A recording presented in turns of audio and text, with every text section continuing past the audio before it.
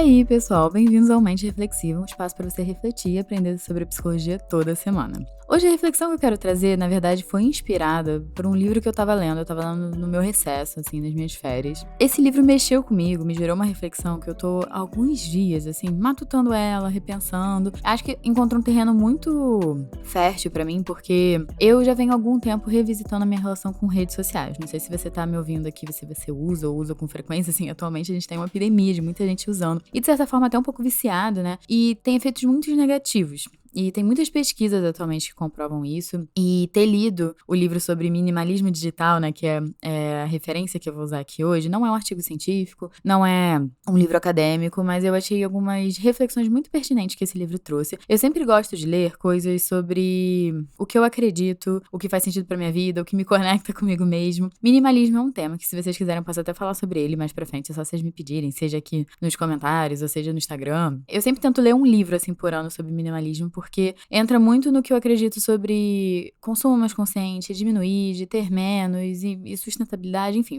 vai permeando vários assuntos. E eu achei muito interessante o título, né, porque eu peguei sem nenhuma indicação esse livro, Minimalismo Digital, e aí o subtítulo é Para uma Vida Profunda em um Mundo Superficial, que foi escrita pelo Cal Newport. Eu vou deixar aqui o link na descrição. É um livro de 2019, então eu acho que já tem alguns recortes de agora, em 2026, quando eu tô gravando esse episódio. Tem algumas coisas que estão meio desatualizadas em relação à tecnologia, mas eu acho que ainda é pertinente as reflexões que eles trouxeram. E eu tava lá no meu recesso, lendo esse livro e tudo mais, sem pretensão nenhuma, gente. E aí tinha um capítulo sobre ficar sozinho. E aí, eu entrei nesse capítulo pensando, eu acho que vai ser interessante, né, reforçar algumas ideias e tudo mais, mas eu sou uma pessoa que não tenho dificuldade de ficar sozinha, isso não é uma questão pra mim, assim. Eu já até brinco, assim, pra algumas amigas que uma das ideias de dia perfeito, não é a única, mas uma das ideias pra mim de dia perfeito, gente, é ficar na minha casinha, deitadinha na minha cama, com o meu cobertor, comendo, sei lá, alguma coisa gostosa, algum docinho, assistindo TV. Eu adoro, assim, aquela sensação de paz. E aí eu tava lendo esse capítulo pensando, esse capítulo não necessariamente vai me dar uma rasteira. E adivinha, gente, esse capítulo me deu uma rasteira e é por isso que eu tô aqui fazendo um episódio sobre ele. Então vamos entrar aqui no tema do episódio pra ver se o que eles trouxeram vai fazer sentido pra vocês e também vai fazer vocês refletirem tanto quanto eu. E eu acho que é um episódio aqui pra gente refletir o impacto que a rede social tem na gente, e o impacto da internet também, né, de tecnologia, e essa relação entre estar sozinho ou não, saber ficar sozinho ou não, e como isso afeta a nossa saúde mental. Então, vamos lá. Tem várias pesquisas atualmente, né, que têm sugerido que o tempo e o espaço pra gente ficar refletindo, assim, a gente ficar com a gente, ficar sossegado, tem diminuído. Então, assim, gente, esse tempo, né, de refletir, de ficar sossegado, eles trazem muito no capítulo como um tempo mais especial de você ficar sozinho mesmo, né, e esse ficar sozinho seria meio que a ausência de pessoas exigindo a sua atenção. Então, não é que você vai ficar isolado no meio do mato, ninguém vai poder te ver, ninguém tem acesso a você, mas você não tá sendo demandado mentalmente a todo momento de estar pensando em alguma coisa, estar fazendo alguma coisa. Isso serve tanto, talvez, para trabalho, que vocês possam estar pensando sobre isso, mas isso também serve pra... Eu tô na rede social, aí eu consumo algum conteúdo que algum influenciador tá falando sobre alguma coisa, e atualmente a gente vive, né, numa hiperprodutividade, então eu sempre tô aprendendo algo, ou eu tô ouvindo esse podcast pra aprender algo, e o meu tempo, ele sempre tem que ser otimizado. Então, por mais que eu não esteja ativamente, sei lá, produzindo alguma coisa, eu estou consumindo passivamente. Então, seja algo que você queira se especializar mais ou saber mais, ou pode ser algo também que você queira só, tipo, não pensar em nada. Sabe quando você fica descendo o feed, não pensando em nada, mas mesmo assim ainda é uma exigência de atenção e de processamento de informação que o livro já tá trazendo como crítica, que a gente não tem mais. Isso tá sendo cada vez mais extinto. E o meu objetivo aqui nesse episódio não é defender que a gente se isole, tá? Já tô começando a falar isso desde o começo. Mas é a gente entender que doses regulares de solidão são importantes pra qualquer pessoa. Evitar muito a solidão, ou evitar ficar com si, algumas vezes ficar introspectivo, de algumas vezes revisitar, né? Porque quando a gente fica mais introspectivo, gente, é um momento que a gente tem pra olhar pra si, olhar pra nossa mente. E eu entendo que pra algumas pessoas isso é muito difícil. Mas aí não é um momento que a gente mais deveria estar olhando pra nossa mente, porque se a gente olha pra nossa mente e pensa, isso daqui não tá bom, isso daqui não tá saudável, não é um momento que a gente deveria estar cuidando da gente em vez de fugindo da gente. Acho que tem que ser um questionamento muito válido, porque é que nem eu fico pensando na analogia com o corpo físico. É como se você estivesse correndo, você tá sentindo uma dorzinha no do joelho, aí você para, você vê, poxa, realmente, quando eu estico a perna dessa forma aqui tá doendo nesse ponto do joelho, mas tá doendo mais pro lado direito, não tá doendo mais pro esquerdo. Então vamos no médico pra ver se talvez, né, possa ser, sei lá, um nervo ou alguma coisa assim, mas se tá mais pro lado esquerdo, então pode ser tal problema, tal doença, e aí a gente consegue cuidar. Você consegue ver que quando a gente para, a gente consegue analisar e cuidar, a nossa mente é a mesma coisa, gente. A nossa mente também precisa de cuidados. Eu sei que eu sou psicóloga, eu sei que é clichê falar isso, mas a nossa saúde física é uma grande analogia pra nossa saúde mental. Ela precisa de cuidado constante, ela precisa de atenção constante. E esse capítulo, pra mim, me deu uma rasteira, né? Porque essa solidão que eles trazem, esse conceito de solidão, diz um pouco da gente, tipo, tirar um pouco do livro, do podcast, do programa de TV, ou de tirar qualquer atividade que chama a sua atenção pra tela de um celular, assim, e pare de ficar entrando em conexão com informações criadas por outras pessoas. E que a gente possa se concentrar nos próprios pensamentos e nas próprias experiências, até pra gente digerir as nossas próprias experiências. E aí ele tem uma pergunta no capítulo que eu acho muito interessante, que é: por que a solidão é útil, né? Então ele vai trazendo vários filósofos, pensadores antigos, assim, que sempre escreveram em suas teses ou quando falavam sobre as suas produções de livros e tudo mais, o quanto era importante esse momento um pouquinho de solidão. E que esse momento de solidão trazia novas percepções sobre o mundo, sobre si. Então, assim, tem novas sacadas, sabe? Porque você tá ali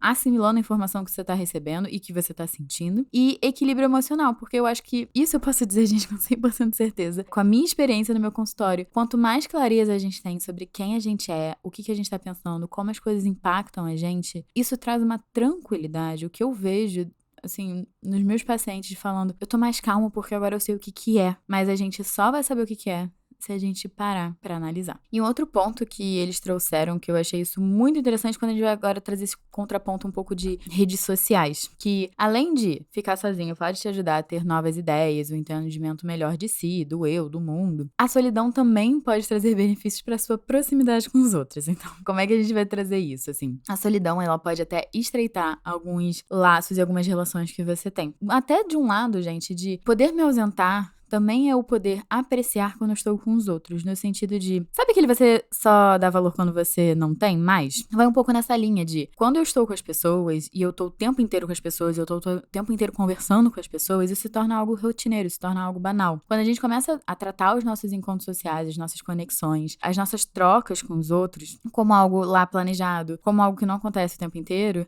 da mesma forma que você deve valorizar o seu tempo quando você está sozinho, é você valorizar as relações sociais também. Parar de tratar elas como qualquer coisa e tratar como se fossem momentos muito importantes, porque o lado social, ele é muito, muito, muito, muito importante, gente, pra gente. Até como animais sociais. Mas eu achei interessante que nesse capítulo ele traz uma citação, assim, de um pianista que se chama Glenn Clode, sei lá.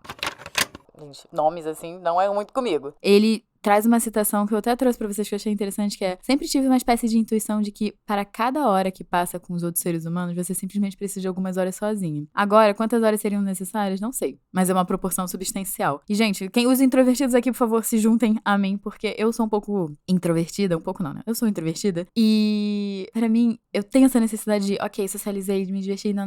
Tá, agora eu preciso do meu tempo.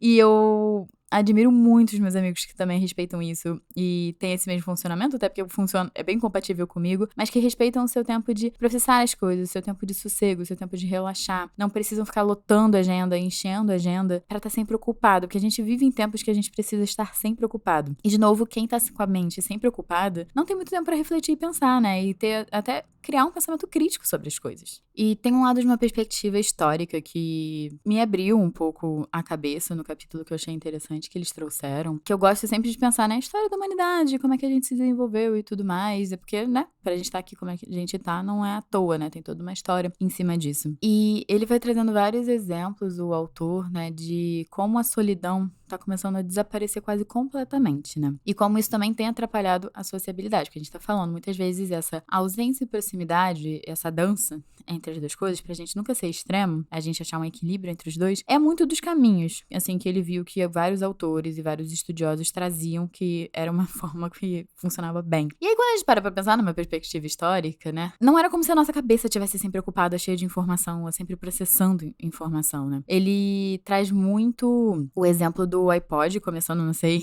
delatando idade aí. Quem já teve iPod, eu já tive um iPod, que antigamente tinha aquele Discman e tudo mais, que você colocava o CD e você ouvia, né? Só que tinha um número limitado de músicas que você conseguia ouvir, muitas vezes não era prático você ia ficar levando tanto pros lugares e tudo mais, e depois com o iPod você começou a ter um número muito maior de música que você poderia ouvir e o fone de ouvido, né, pra colocar. e andando na rua com ele, né? Que apesar de existir o Discman ali, que você colocava o CD, não era tão comum. Então ele faz essa reflexão de, imagina a gente andando numa rua nos anos 90, né? Que muito provavelmente quase ninguém estaria de fone, as pessoas estariam só andando pros seus trabalhos ou pra onde elas precisassem ir. E a partir do início dos anos 2000 e aí por diante, você via cada vez mais pessoas com fone de ouvido. Então, gente, até esses momentos de não ruído que a gente tinha antigamente, do tipo, eu tô em casa, eu posso estar vendo TV, posso estar conversando com as pessoas e tudo mais, mas vai ter um momento, sei lá, que eu vou no mercado e eu não vou estar, talvez, falando com ninguém e fazer as minhas compras. Ou eu ia pegar o ônibus pro meu trabalho e eu não ia pensar em nada. Sabe aquele olhar na janela do ônibus e não pensar em nada e só ficar refletindo sobre a vida? Ou você tá numa fila de um banco ou numa fila de sei lá onde vocês precisam estar, gente.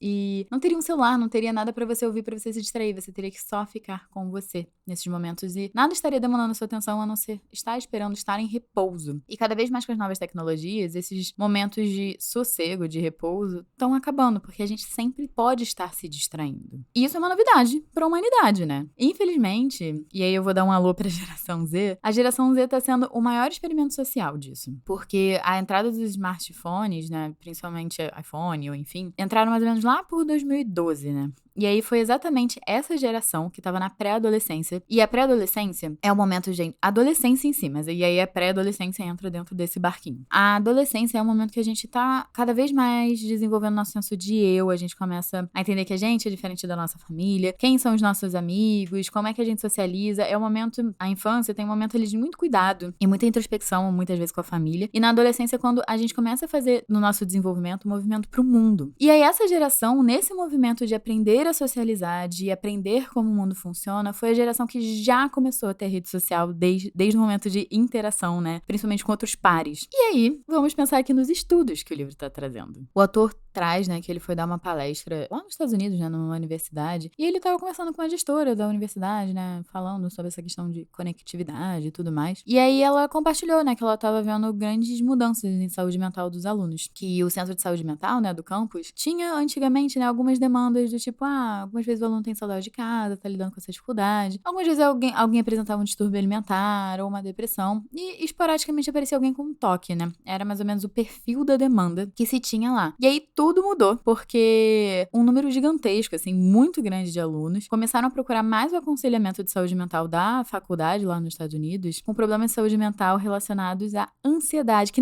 vocês conseguiram ver que dos transtornos ou das queixas que as pessoas traziam antigamente não tinha nada a ver com ansiedade. E atualmente a ansiedade é o que eu vejo que mais tá na boca do povo. No sentido de, gente, o que mais chega no meu consultório sobre as pessoas se sentirem ansiosas, os meus amigos, tipo assim, ansiedade eu acho que até é uma palavra que tá banalizando, assim, porque quem não se sente ansioso, né, atualmente? Então, aumentou muito drasticamente o número de pessoas que apareciam procurando tratamento pra ansiedade e outros transtornos associados à ansiedade. E aí, quando o autor pergunta, né, pra essa gestora do campo, mas o que você acha, né, que causou toda essa mudança? Porque é uma mudança de perfil muito específica, muito drástica, né? E ela respondeu, sem hesitar, tinha a ver com os smartphones. E aí ela falou, o aumento súbito, né, dos problemas relacionados à ansiedade acabou coincidindo com as primeiras classes de alunos que foram criados com smartphones e redes sociais, que é a famosa Gen Z, né? Então, ela percebeu que esses jovens estavam constantemente, freneticamente, checando o celular, enviando mensagem, e parecia claro, assim, pra ela que esse estilo de comunicação mexia com a química do cerebral, assim, dos alunos mesmo. Mexia com o psicológico das pessoas. Isso eu acho que já é um questionamento muito válido da gente começar a trazer de, será que o nosso cérebro, ele é programado pra estar socializando 24 horas por dia? Porque a demanda que as redes sociais, ou pelo menos o que é vendido nas redes sociais sobre essa hiperconectividade, você tá sempre em contato com as pessoas e você tá sempre disponível. Será? Será que esse é o caminho? E pensando antigamente como as pessoas viviam, né? Os seres humanos, gente. A gente tinha momento de socialização, mas você não estava disponível o tempo inteiro para as pessoas. E eu vejo isso muito das pessoas reclamando tanto nos meus meios ou em conteúdo que eu consumo, assim, podcast. Eu adoro consumir com podcast. O quanto as pessoas estão cansadas e quanto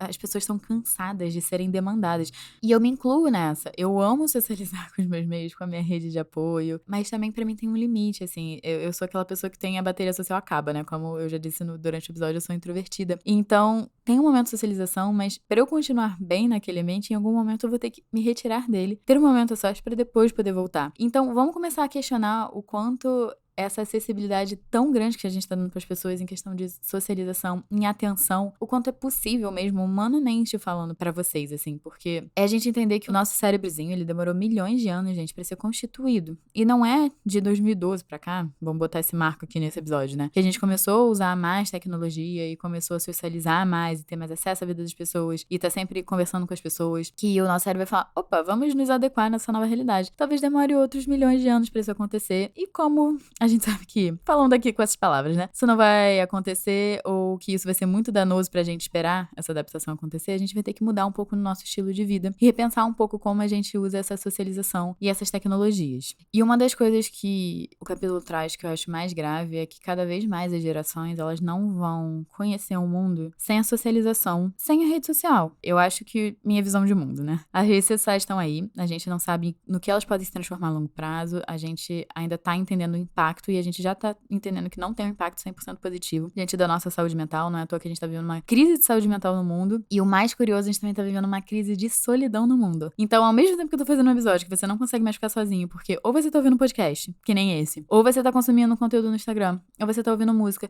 ou você tá sempre conectado com alguém de alguma forma, seja por uma expressão artística, ou seja conversando com alguém, as pessoas se sentem cada vez mais desconectadas entre elas. E eu acho que é um questionamento que eu quero deixar aqui, que será que essa qualidade de vínculo que a gente tem consumido e tem inserido na nossa vida realmente supre a gente? É que nem aquela comida, gente, que a gente, por exemplo, eu amo um chocolatinho. Eu vou chegar, eu vou comer o chocolate, mas será que é isso que vai matar a minha fome? Será que isso vai me saciar? Talvez seja legal comer uma vez ou outra, mas comer isso como uma refeição nunca vai me dar os nutrientes que eu preciso pra viver minha vida de forma saudável. Então, fica assim, gente, o questionamento, essa analogia. Eu tô fazendo algumas analogias que eu acho que fica mais fácil de entender o que eu tenho pensado e o que esse capítulo gerou de reflexão, assim, pra mim. Então, falando tudo isso, gente, pra gente já encaminhando aqui pro final do episódio, vocês devem estar perguntando, mas então, vamos quebrar nossos celulares, vamos deletar nossas redes sociais, vamos viver no meio do mato? Não. Também tem estudos que mostram que quando a gente tá em comunidade, a gente tem relações significativas na nossa vida, a gente vive mais e a gente vive mais feliz. E aí eu volto pro que eu já falei aqui, que é sempre o meio do caminho. Gente, quem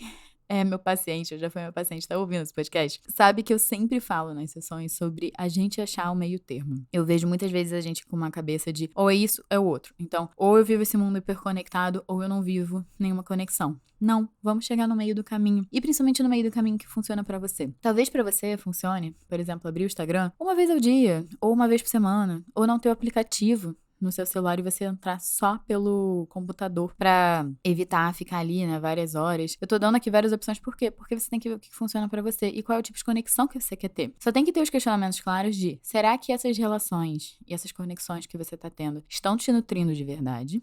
Se você se sente sozinho ou não. Porque se você se sente sozinho e você fica nessa hiperconectividade, talvez seja o momento de você ter os seus momentos de introspecção e solidão, que eu comecei falando aqui desde o começo do episódio, porque são nesses momentos que você vai ter clareza. E eu sinto que nesses momentos, um pouco de isolamento controlado, né, a gente pode dar talvez esse nome, é que a gente também entende quem tá fazendo sentido tá na nossa vida, quem não tá, quem é recíproco às relações, quem não é, porque se a gente tá o tempo inteiro saindo com as pessoas, chamando as pessoas, será que a gente tá vendo ali a qualidade do que tá sendo dado ali nas relações pra gente? É um questionamento válido, assim, que é um questionamento que eu também faço. Quando a gente tá com muito barulho, a gente tá muito atolado, a gente não consegue refletir, revisitar e reanalisar as coisas. Então, vocês conseguem ver que esses momentos de solidão com companhia, um retroalimenta o outro, porque na solidão a gente também consegue se conectar com a gente. Esse momento de leitura que eu comecei falando pra vocês sobre tá lendo sobre minimalismo, de tá podendo refletir sobre tudo isso e trazer pra vocês, veio de um momento que eu tava lá, meu livro, ok que eu não estava 100% sozinha, né,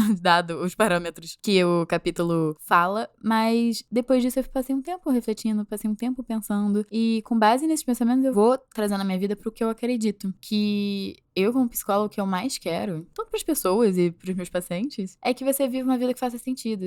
Se pra você uma vida que faz sentido não é ficar diante de uma tela, a gente tem que começar a tomar ações que são compromissadas com isso. De talvez diminuir o tempo de uso, de não talvez ter redes sociais, de chamar as pessoas mais para presencial, de criar a nossa comunidade. Talvez viver mais e viver mais feliz também tem um pouco a ver em a gente saber estar com a gente mesmo, estar bem com a gente mesmo, que é a única relação, gente, que você nunca vai poder escapar na sua vida. Então, você vai ter que olhar um pouco pra relação pra si, pra você conseguir ter esses momentos um pouquinho mais de isolamento, um pouquinho mais de solidão, um pouquinho mais de reflexão. E aí, já é tema talvez para outro episódio. E também você vai ter que revisitar as relações que você tem e ver se te supre, se é o chocolate que você come no almoço ou se é a refeição que você come no almoço. E esses momentos de solidão vai te mostrando quando é que você ficou nutrido desses encontros, dessas conexões e quando você não ficou nutrido. Então, quais são os meios dos caminhos que vocês querem chegar para vocês poderem achar um equilíbrio e uma dança entre a solidão e a companhia, que é dito durante o capítulo inteiro sobre as pessoas não conseguirem ficar mais sozinhas, que é o caminho. Não ficar sozinho, estar com a mente o tempo inteiro ocupado, faz com que você não consiga refletir, que você não gere senso crítico, que você esteja sempre absorvendo opiniões de outras pessoas. E o que eu mais quero é que você seja mais autêntico, que você pense mais por você. Mesmo que seja um comboio de uma grande mistura de tudo que você já viu e já pensou, eu quero que seja a mistureba sua, da sua cabeça, do jeito que você pensa, do jeito que você quer ser no mundo. Mas pra gente ser quem a gente é e pra gente conseguir pensar do nosso jeito, com o nosso DNA, a gente precisa do nosso tempo pra se organizar e entender quem a gente é. Então, uma última coisa que eu queria deixar aqui pra vocês, antes do episódio terminar, que o Cal diz pra vocês aí, o autor, que é essa urgência que nós sentimos em relação a smartphone, a estar conectado, a não querer se isolar, é um pouco exagerada. A tecnologia veio sim para melhorar a nossa qualidade de vida, mas eu acho que a gente subestima o quanto ela é de fato necessária na dose que ela é necessária na nossa vida. Então façam esse questionamento. E pessoal, se vocês chegaram até aqui, eu vou pedir pra vocês comentarem um smartphone aqui de emoji. Se esse episódio fez sentido pra você, se também trouxe reflexões pra você ou insights, compartilha com alguém pra não perder essa reflexão aqui. E não deixe de classificar o podcast com 5 estrelinhas, ativar o sininho pra você não perder nenhum episódio novo. E se você estiver procurando alguém pra fazer terapia, pra refletir sobre quem você é, como você quer gastar seu tempo, como você quer estar conectado, eu vou deixar aqui o link no meu WhatsApp na descrição também, como também o arroba aqui do podcast, que é o arroba ReflexivaCast, junto com o meu Instagram também, que é o arroba Ana Tereza Cavalcante, Tereza com H e Cavalcante com I, gente. Então, um beijão e até a próxima.